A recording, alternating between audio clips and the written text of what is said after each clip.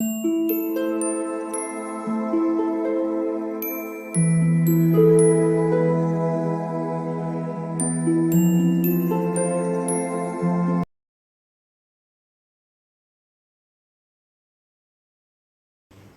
All of you, welcome back to my channel. मैं आज आप लोगों के लिए लेकर आ चुकी हूँ एक कलेक्टिव रीडिंग जिसका टॉपिक रहने वाला है कि आपका आने वाला समय कैसा होगा। जो अपकमिंग है वो क्या सिचुएशन होगी, और जो आप फ्यूचर में हैंडल करने वाले हैं या डील करने वाले हैं वो कैसी सिचुएशंस हो सकती हैं, हम ये जानने की कोशिश करेंगे। ये रीडिंग जनरल है तो हो सकता है आपके साथ रेजोनेट करे या ना करे, आपको ओपन माइंडेड होकर ये रीडिंग सुननी होगी। ये रीडिंग सभी ज़ोडिएक साइंस के लिए है, हर उम्र के व्यक्ति के लिए है और टाइमलेस है। यानी जब भी आप इस वीडियो को देख रहे हैं यह आपके साथ तभी रेजोनेट करेगा, फिर चाहे आप इस वीडियो तक कितने भी महीने, हफ्तों या सालों बाद क्यों ना पहुंचे हों, आप जब भी इस वीडियो को देख रहे हैं यह आपके साथ तभी रेजोनेट करेगा। अगर आप ड्रीम टैरो चैनल पर पहली बार आए हैं और आपने अब तक सब्सक्राइब नहीं किया है और तो मैं आपसे रिक्वेस्ट करना चाहती हूँ कि सब्सक्राइब ज़रूर करें ड्रीम टैरो चैनल को और बन जाएं ड्रीम टैरो फैमिली का हिस्सा। बेल आइकन को ज़रूर प्रेस करें ताकि जब भी मैं कोई वीडियो लेकर आऊँ सबसे पहले वो आप तक पहुँच सके। ओके व्यूअर्स, इस बात का ज़रूर ध्यान रखें कि मैं पर्सनल रीडिंग प्रोवाइड नहीं करती। तो अगर कमेंट बॉक्स में कोई मेरे नाम से या मेरे चैनल के नाम से आपको कोई व्हाट्सएप नंबर या मोबाइल नंबर देता है तो उसका विश्वास ना करें, वो एक फ्रॉड है, स्कैम है। क्योंकि मैं पर्सनल रीडिंग प्रोवाइड नहीं करती और ना ही मैंने कोई कॉन्टैक्ट डिटेल प्रोवाइड किया है। ओके, तो ऐसे स्कैमर्स और फ्रॉड से बच के रहें आप लोग। आइए चलिए देखते हैं कि आपका आने वाला समय कैसा होगा। Okay, excited? I am also excited. Okay, यहाँ पर 2 कार्ड्स हैं। We will consider 1 card at 1 time. पहले शफल कर लेते हैं अच्छे से। Let's see. Okay, queen of pentacles पहला कार्ड आया है एंड 2 ऑफ सोर्ड्स दूसरा कार्ड है हमारे पास। Okay, and what else we have? 10 of cups. Beautiful. And let's see what else we have. 3 of pentacles. Okay. Viewers, आप लोग अर्थ sign भी हो सकते हैं, एयर साइन भी हो सकते हैं, वाटर साइन भी हो सकते हैं, बट ये जो रीडिंग है ये एक स्पिरिचुअल वर्क है तो ये बाउंडेड नहीं होता ज़ोडिएक साइंस से। तो अगर ये मैसेज आपके साथ रेजोनेट करता है तो ये रीडिंग भी आपके लिए हो सकती है। ज़रूरी नहीं है कि यहाँ पर आपका साइन मैं आपको स्पेशली बताऊँ। ओके, ठीक है। तो व्यूअर्स, आने वाला समय कैसा होगा? देखिए, यहाँ पर ऐसा लगता है, पहली चीज़ जो लगती है कि आपने अगर कुछ खो दिया है तो आपको एक रियलाइजेशन होगा, एक डीप रियलाइजेशन। डीप रियलाइजेशन का मतलब ये है कि कुछ ऐसा जो आपने जिसकी कद्र नहीं की, हो सकता है ये समय हो, टाइम हो जिसकी आपने वैल्यू नहीं की, टाइम को वेस्ट किया, रो रो के टाइम को वेस्ट किया, शिकायतें कर कर के टाइम को वेस्ट किया, लेज़ी होके टाइम को वेस्ट किया, या झगड़े करने में टाइम को वेस्ट किया, लेकिन टाइम वेस्ट किया। हो सकता है कोई रिश्ता ऐसा था जिसको आपने बचाने का प्रयास नहीं किया, या कोई फ्रेंड्स या कोई मेंबर्स ऐसे थे जिनको आपने फॉर ग्रांटेड लिया। तो मुझे ऐसा लगता है कि किसी पर्सन की, किसी चीज़ की, किसी रिश्ते की, किसी चीज़ की वैल्यू रियलाइज़ होगी आपको। What's wrong with this camera now? किसी चीज़ की वैल्यू रियलाइज़ हो रही है आपको। ऐसा लगता है मुझे आने वाले समय में आप वैल्यू रियलाइज़ करेंगे किसी चीज़ की, कुछ ऐसा जो फील करेंगे आप कि ये अब मेरे पास है नहीं, मेरे हाथ से निकल चुकी है ये चीज़, लेकिन मुझे इसकी कद्र करनी चाहिए थी। तो ये हो सकता है आपका कॉलेज टाइम हो, आपकी स्टडीज़ हो, कुछ भी हो सकता है जिसको आपने वैल्यू नहीं किया एट द राइट टाइम। बाद में पता लगता है तो उससे क्या फ़ायदा। ओके, तो इसमें बुरा मानने की बात नहीं है, क्योंकि अगर रियलाइजेशन होता है तो ये तो अच्छी बात है, आगे के लिए आप प्रिपेयर रहेंगे।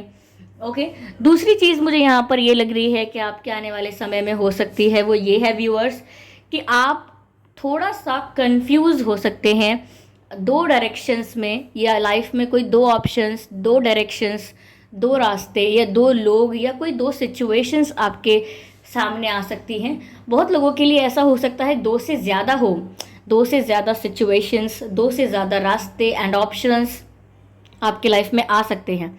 तो उसके लिए भी यहाँ पर ऐसा लग रहा है कि आप कंफ्यूज हो जाएंगे, स्टक हो जाएंगे, वहीं रुक जाएंगे कि अब मुझे किस रास्ते पर चलना है, किस डायरेक्शन में जाना है, क्या मैं चूज़ करूँ।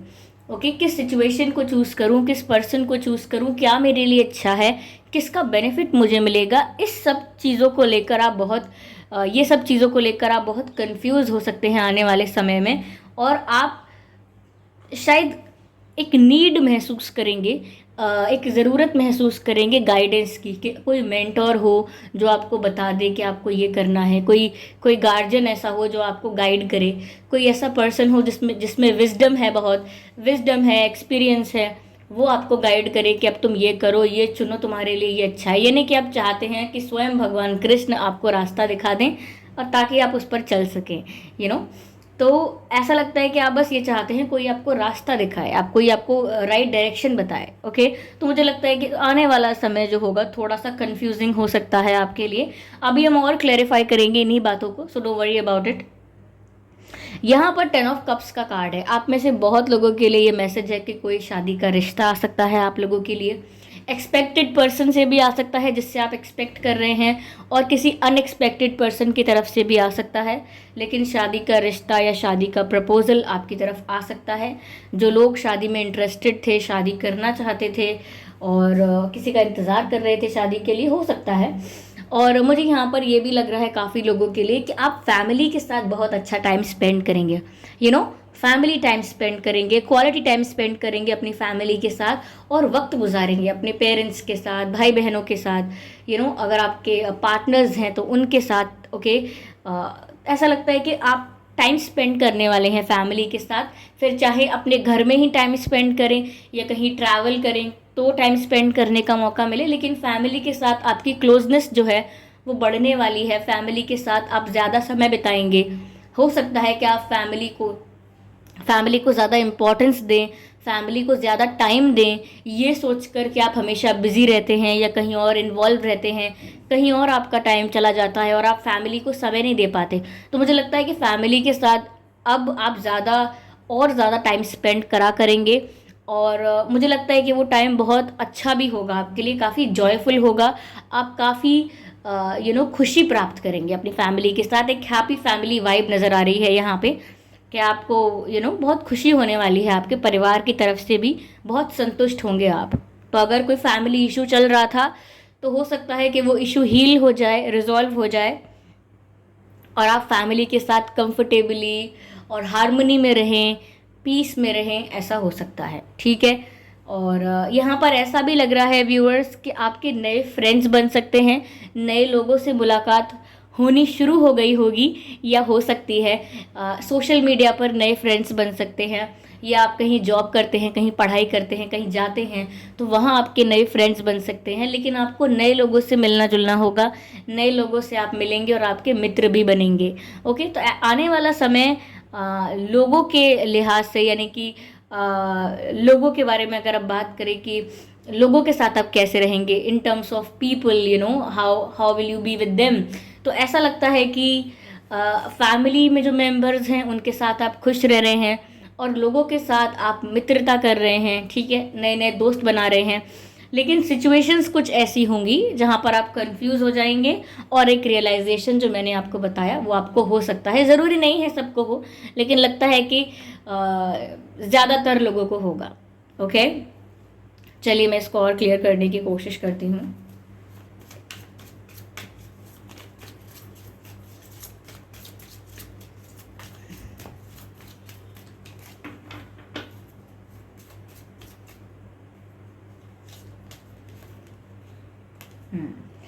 ऐसा ही लग रहा है कि आपने किसी को खोया है, उसका ही रियलाइजेशन।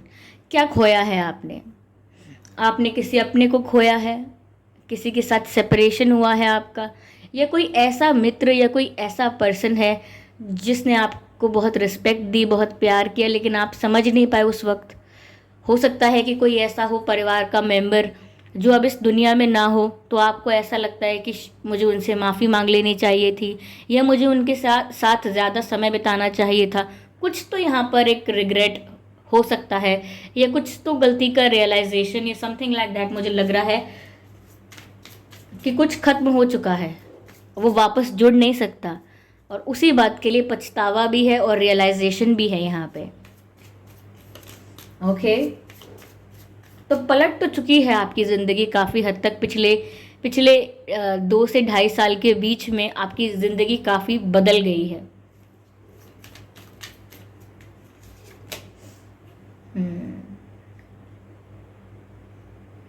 ऐसा लगता है व्यूअर्स, जो भी आप कंफ्यूजन फील करेंगे, जो भी आप ऑप्शंस के बीच में कंफ्यूज हो जाएंगे कि आपको किस डायरेक्शन को चूज़ करना चाहिए, वहाँ पर मुझे ऐसा लगता है कि आपको प्रॉपर गाइडेंस आपकी इंट्यूशन से ही मिल जाएगी।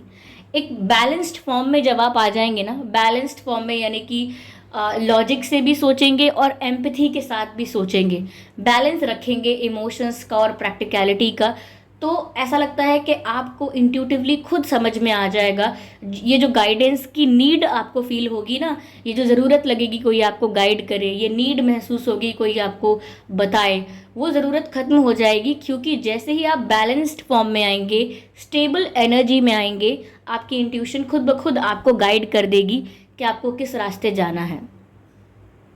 ओके, कई लोग तो इस तरह से भी डिसाइड करते हैं कि किस रास्ते बिल्कुल नहीं जाना, क्या काम ऐसा है जो बिल्कुल नहीं करना चाहते हम, या आत्मा को बिल्कुल नहीं करना चाहिए। ठीक है, तो वो उस रास्ते से आप अपने आप दूर हटेंगे। ओके, क्योंकि आपकी इंट्यूशन आपको बता देगी कि ये काम बिल्कुल नहीं करना है। ओके,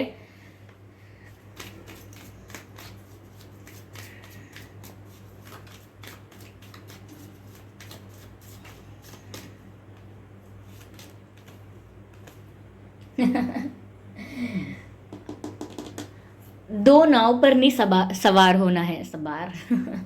अगर आप ये सोच रहे थे व्यूअर्स कि दोनों ही ऑप्शंस के साथ चलना ठीक रहेगा, या चलो दोनों चीज़ों को आजमा कर देखते हैं, अच्छा कोर्स ए करना चाहिए या कोर्स बी करना चाहिए, चलो कोई नहीं, 1-1 घंटा दोनों कोर्स को पढ़ के देखते हैं, दोनों में अप्लाई कर लेते हैं, या कोई 2 पर्सन है तो चलो दोनों को एंटरटेन करके देखते हैं, दोनों के साथ अपना एक रिलेशन मेंटेन करते हैं, फिर देखते हैं, या दोनों सिचुएशंस में जंप कर लेते हैं। ऐसा मत कीजिएगा।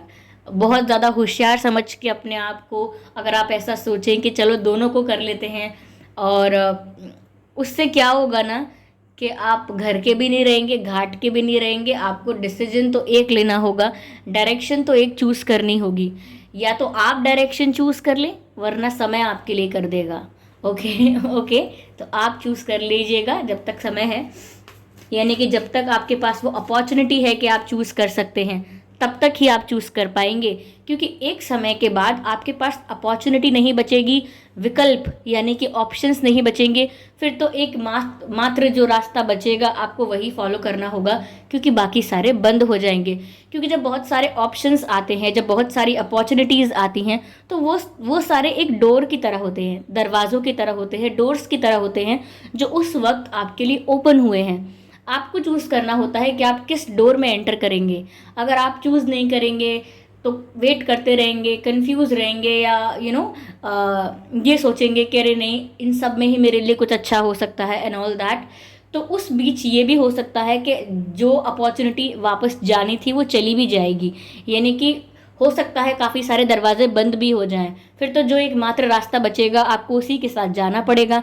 तो जब तक विकल्प है तब तक उसको यूज़ करें, यूटिलाइज करें पूरा। ठीक है, फिर कल को विकल्प हो या ना हो क्या पता। ठीक है, तो प्रॉपर यूज़ करें अपने ब्रेन का और अपने टाइम का। ठीक है,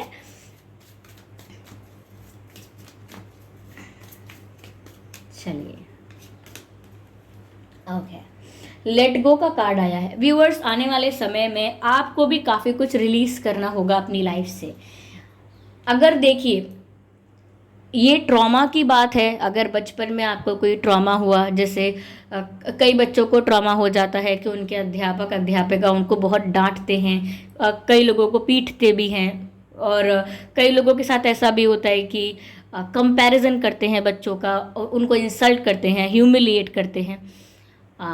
तो हो सकता है उस चीज़ का आपका एक्सपीरियंस अच्छा ना रहा हो, या आप टीनेज में थे तो आपको बहुत बुली किया गया हो, शेप की वजह से, साइज़ की वजह से, जैसे आप दिखते हैं इस वजह से, या जैसे आप बात करते हैं, जो आपका लाइफस्टाइल है, जो आपका वे ऑफ लिविंग है, जैसे भी आप जी रहे हैं, जो भी आप कर रहे हैं, जो भी आपका पैटर्न है, हो सकता है उन चीज़ों की वजह से भी आपको काफ़ी अनकंफर्टेबल फील करवाया गया हो, तो एक वो भी ऐसा पास्ट हो सकता है, या किसी ने धोखा दिया हो, किसी पर विश्वास किया, किसी ने धोखा दे दिया, किसी से कुछ एक्सपेक्ट किया, वहाँ डिसअपॉइंटमेंट मिल गई, यू नो सपने बनाए थे, लिस्ट प्रिपेयर की थी, वो लिस्ट पूरी नहीं हुई, उसमें से एक भी पूरा नहीं हुआ, कुछ भी उल्टा गाड़ी रिवर्स में आ गई, यानी कि बहुत कुछ खो दिया आपने, बहुत कुछ गेन करने के समय पर बहुत कुछ लूज़ भी किया आपने।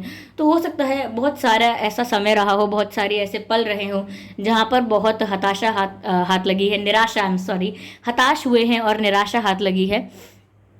तो ऐसा लगता है कि वो सब आपको लेट गो करना होगा।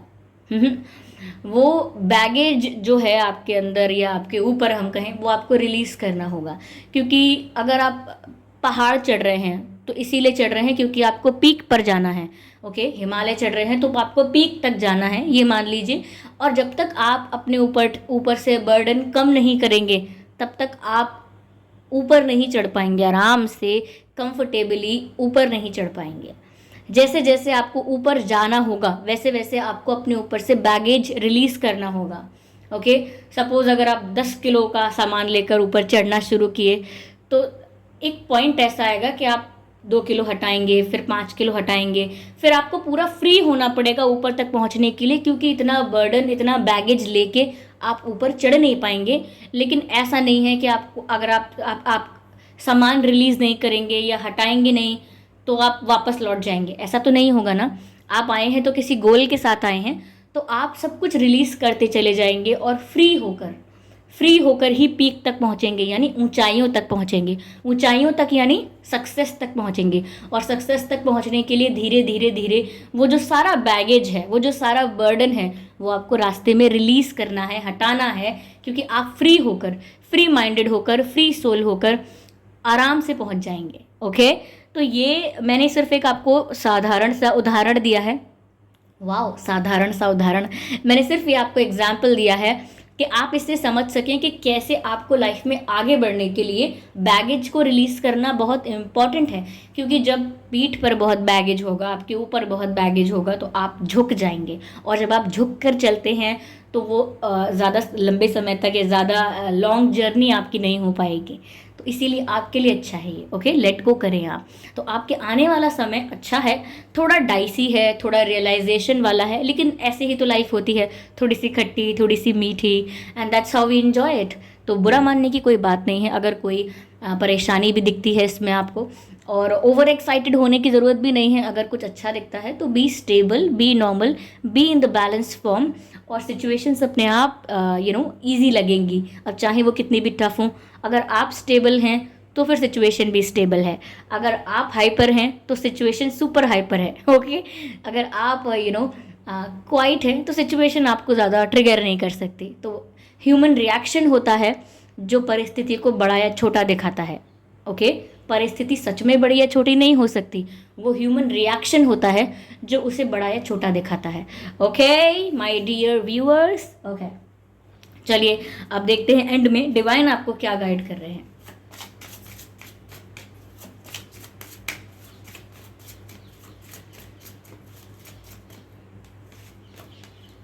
It's up to you, message है इट्स अप टू यू, यानी कि ये आप पर निर्भर करता है। इट्स अप टू यू, ये आप पर निर्भर करता है कि आप किस दिशा को चुनते हैं।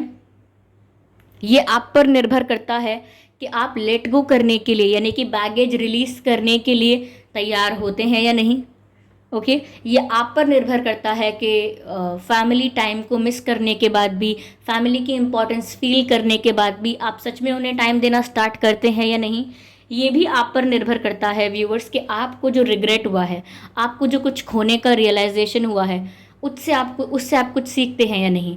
तो ये सब आप पर डिपेंड करता है, आपकी खुद के डिसीजन पर डिपेंड करता है। सिर्फ आपको गाइडेंस ही मिल सकती है।